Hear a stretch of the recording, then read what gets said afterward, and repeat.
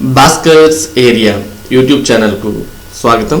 ఈరోజు ఉన్నటువంటి విద్యా ఉద్యోగ సంబంధిత సమాచారంలోకి వెళ్తే, మోడల్ స్కూల్లో గెస్ట్ ఫ్యాకల్టీకి అనుమతి ఇవ్వాలి.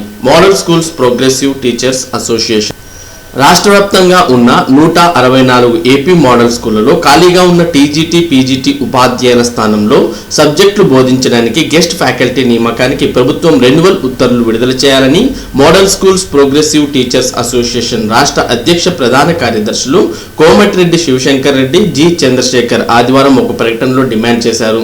అన్ని ప్రభుత్వ యాజమాన్య విద్యా సంస్థల్లో అతిథి ఉపాధ్యాయుల నియామకాలకు రెన్యువల్ ఇచ్చి మోడల్ స్కూళ్లకు మాత్రం ఇవ్వకుండా ఆర్థిక శాఖ అధికారులు అడ్డుపడుతున్నారని అన్నారు. 2019 డిసెంబర్ నుంచి మార్చి 2020 వరకు గెస్ట్ ఫ్యాకల్టీకి చెల్లించాల్సిన బకాయిలు దాదాపు 5 కోట్లు ఇంతవరకు విడుదల చేయలేదని అన్నారు. ముఖ్యమంత్రి నుంచి ఆదేశాలు వచ్చినా ఆర్థిక శాఖ అధికారులు ఆలస్యం చేస్తున్నారని ఆవేదన వ్యక్తం చేశారు.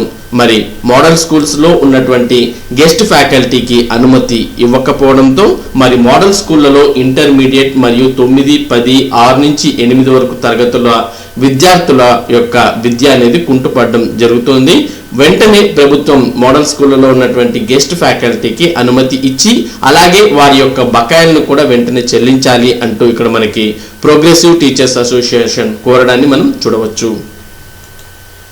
అంగన్వాడీలలో పూర్వ ప్రాథమిక విద్య కోవిడ్ కారణంగా గత ఏడాది మార్చిలో అంగన్వాడీ కేంద్రాలు మూతపడ్డాయి. ఫిబ్రవరి 1వ తేదీ నుంచి తెచ్చుకోవడానికి ప్రభుత్వం అనుమతులు ఇచ్చింది. ప్రస్తుతం జిల్లా అధికారులు ఆ దిశగా కార్యాచరణ చేపట్టారు. ఈ ఏడాది నుంచి చిన్నారులకు పూర్వ ప్రాథమిక విద్యను అందించేందుకు ఏర్పాట్లు చేశారు. జిల్లాలోని అన్ని అంగన్వాడీ కేంద్రాలను ప్రీ ప్రైమరీ పాఠశాలగా తీర్చిదిద్దారు. 3 నుంచి 4 ఏళ్ల వరకు ప్రీ ప్రైమరీ 1 గాను, 4 నుంచి 5 ఏళ్ల వరకు ప్రీ ప్రైమరీ 2 గాను విభజించారు. వీరికి ఆట పాట మాటలతో కూడిన సులభతరమైన విద్యను అందించనున్నారు. బొమ్మల ద్వారా సులభంగా బోధించేలా ఏర్పాట్లు చేశారు. ఆ స్కూళ్లలో వాలంటీర్లే టీచర్లు. మున్సిపల్ స్కూళ్లలో బోధనా బాధ్యతలు. ఈ ఏడాది స్కూళ్లలో పెరిగిన అడ్మిషన్లు, ఉపాధ్యాయుల కొరతతో సర్కార్ నిర్ణయం. రాష్ట్ర వ్యాప్తంగా మున్సిపల్ పాఠశాలల్లో ఉపాధ్యాయుల కొరతను పరిష్కరించేందుకు విద్యా వాలంటీర్లను టీచర్లుగా ఎంపిక చేయాలని పురపాలక శాఖ యోచిస్తోంది. కరోనా నేపథ్యంలో ఆదాయం తగ్గి జీవన వ్యయం పెరిగిన పరిస్థితుల్లో ప్రైవేట్ విద్యా సంస్థల నుంచి తమ చిన్నారులను మాన్పించి ప్రభుత్వ పాఠశాలల్లో చేర్పుతున్నారు. వారి సంఖ్య పెరుగుతోంది. అదే సమయంలో చాలా మంది అమ్మఒడి కోసం కూడా ప్రభుత్వ పాఠశాల వైపు మొగ్గు చూపుతున్నారు. దీంతో ప్రస్తుత విద్యా సంవత్సరంలో మున్సిపల్ స్కూళ్లలో విద్యార్థుల చేరికలు పెరిగాయి. ఈ ఏడాది కొత్తగా సుమారు 27,000 మంది విద్యార్థులు మున్సిపల్ స్కూళ్లలో ప్రవేశాలు పొందారు. వీరితో కలిపి ప్రస్తుతం ఉన్న విద్యార్థుల సంఖ్య దాదాపు 3.43 లక్షలకు చేరింది. అయితే ఈ సంఖ్యకు తగిన విధంగా ఉపాధ్యాయులు లేరు. ప్రస్తుత విద్యా సంవత్సరంలో ఆన్లైన్ ద్వారా బోధన సాగడంతో ఉపాధ్యాయుల కొరత అంతగా ప్రభావం చూపలేదు. అయితే గత ఏడాది నవంబర్లో 9, 10 తరగతులు, గత నెలలో 6, 7, 8 తరగతులకు పాఠశాలలు తిరిగి ప్రారంభించారు. ఇక సోమవారం నుంచి 1 నుంచి 5 తరగతులు కూడా పాఠశాలలు ప్రారంభం కానున్నాయి. ఇలా అన్ని తరగతులు ప్రారంభం అవుతుండడంతో ఉపాధ్యాయుల కొరత ప్రధాన సమస్యగా మారుతోంది. ఈ నేపథ్యంలో ఇప్పటికిప్పుడు కొత్తగా ఉపాధ్యాయులను నియమించుకునే పరిస్థితి కనిపించడం లేదు. దీనిని దృష్టిలో పెట్టుకుని ప్రభుత్వం విద్యా వాలంటీర్లను నియమించుకుని ప్రస్తుత విద్యా సంవత్సరంలో బోధన సజావుగా జరిగేలా చూడాలని భావిస్తోంది. దీనిలో భాగంగా రాష్ట్రంలో మున్సిపల్ పాఠశాలకు సంబంధించిన వివరాలు సేకరిస్తోంది. ఆయా పాఠశాలల్లో విద్యార్థులు, టీచర్ల నిష్పత్తిని అంచనా వేస్తోంది. దీని ప్రకారం విద్యార్థులకు అవసరమైన మేరకు వాలంటీర్లను నియమించనుంది. కొద్ది రోజుల్లోనే ఈ ప్రక్రియను ముగించి ఏ పాఠశాలలో ఎందరు విద్యా వాలంటీర్లు అవసరమవుతారో నిర్ధారించనుంది.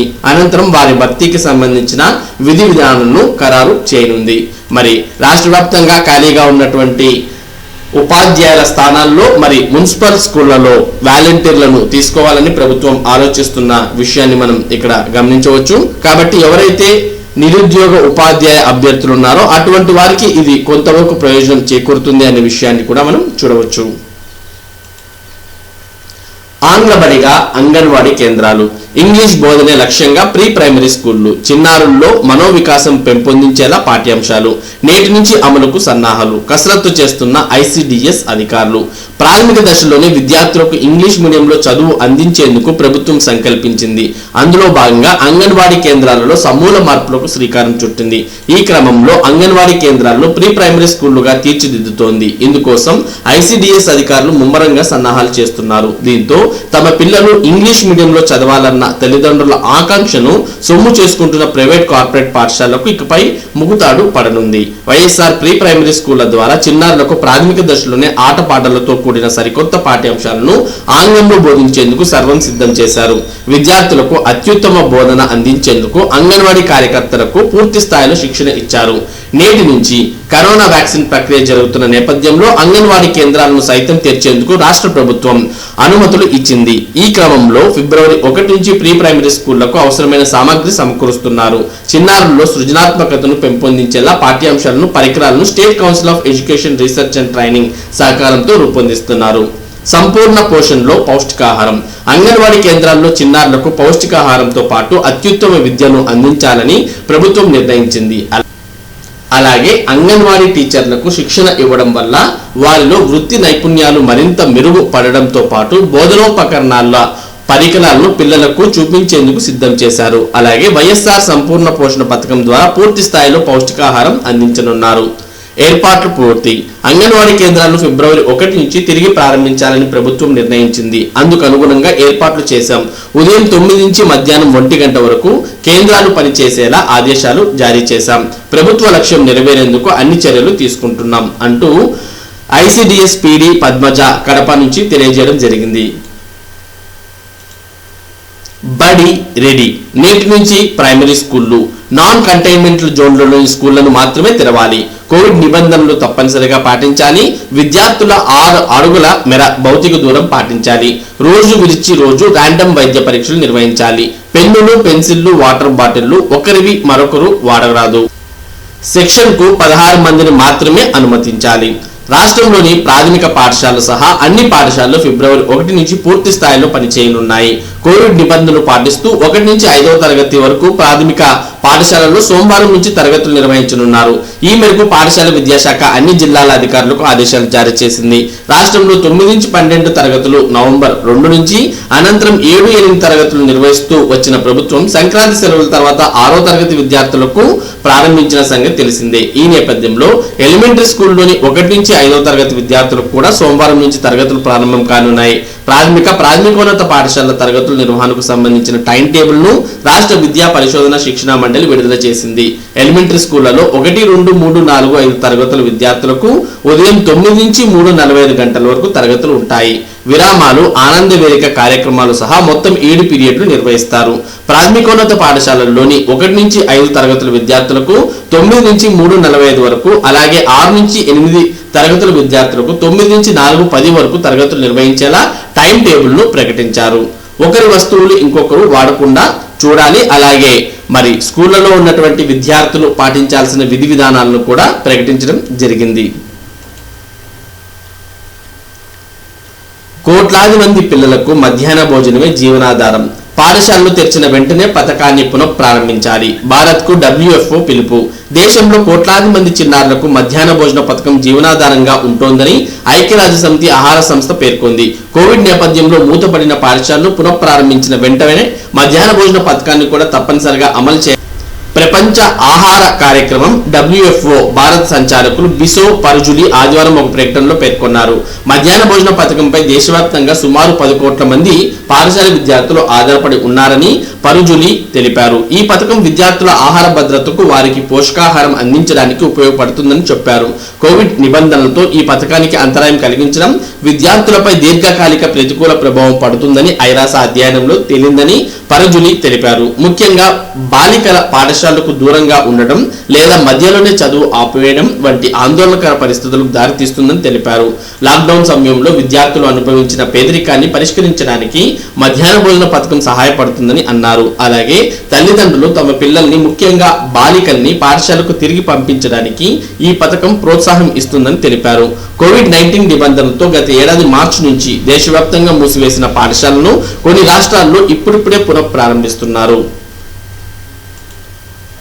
4 నుంచి డిగ్రీ 2వ విడత కౌన్సిలింగ్. డిగ్రీలో మొత్తం సీట్లు 4,95,956, మొదటి విడతలో 1,95,645 మందికి సీట్లు. కాలేజీల చుట్టూ తిరగాల్సిన పని లేకుండా డిగ్రీ సీట్లు.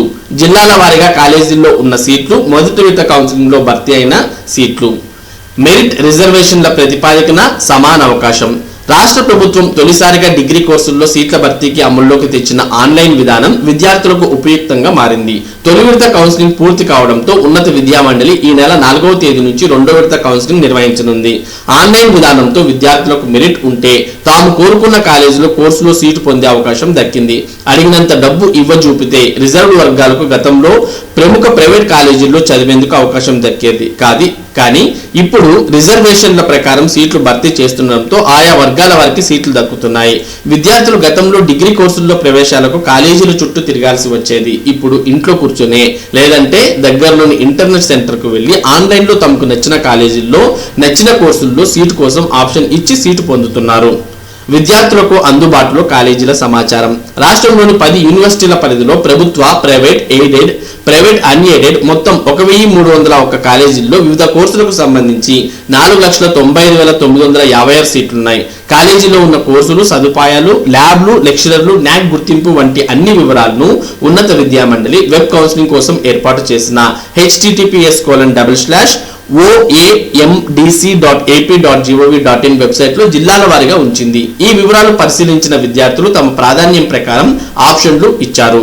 గత నెల 6వ తేదీ నుంచి 21వ తేదీ వరకు తొలి విడత కౌన్సిలింగ్ నిర్వహించి 24వ తేదీన 1,95,640 సీట్లను కేటాయించారు. విద్యార్థుల ఫోన్లకు ఏ కాలేజీలో ఏ కోర్సులో సీటు వచ్చిందో సమాచారం పంపించారు. తొలి విడత కౌన్సిలింగ్ లో చిత్తూరు, కర్నూలు, విశాఖ జిల్లాల్లో ఎక్కువ సీట్లు భర్తీ అయ్యాయి. మొదటి విడతలో సీట్లు రాని వారి కోసం, తాము అనుకున్న కాలేజీల్లో కోర్సుల్లో సీట్లు పొందలేని వారి కోసం 2వ విడత కౌన్సిలింగ్ నిర్వహించనుంది. మరి ఇవి ఈ రోజు ఉన్నటువంటి విద్యా ఉద్యోగానికి సంబంధించినటువంటి సమాచారం. ఇటువంటి ముఖ్యమైన సమాచారాన్ని భాస్కర్స్ ఏరియా ప్రతిరోజు మీకు అందించడం జరుగుతుంది. మరి ఈ సమాచారం మీరు పొందడానికి మన భాస్కర్స్ ఏరియా ఛానల్ కు సబ్స్క్రైబ్ అవ్వండి. Thank you for watching this video.